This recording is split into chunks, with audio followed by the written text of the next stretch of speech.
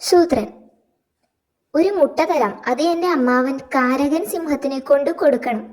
വിരിയാറായ മുട്ടയാ.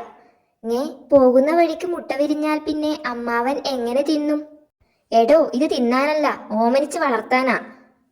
മുട്ടയെ ആരെങ്കിലും ഓമനിച്ച് വളർത്തുമോ? മുട്ടയല്ലടോ, മുട്ട വിരിഞ്ഞു വരുന്ന കുഞ്ഞിനെയാ.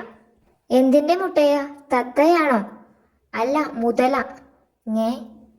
വളർത്താൻ ഫ്രഷ് ആയിട്ട് ഒരു മുതലക്കുഞ്ഞിനെ വേണമെന്ന് കാരകൻ അമ്മാവന് മോഹം.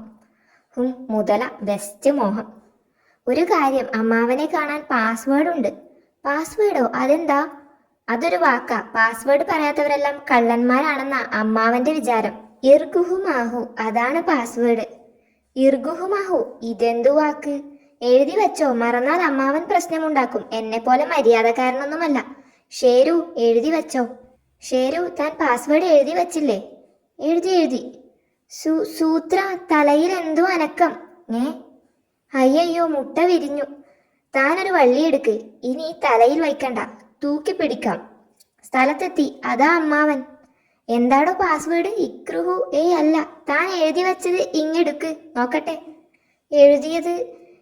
താൻ എഴുതി വച്ചില്ലേ? എഴുതി, പക്ഷെ എഴുതിയത് ആ മുട്ടയിലാ. മുതലക്കുഞ്ഞിനെ കട്ടെടുത്തതാ അല്ലേ കള്ളന്മാരെ?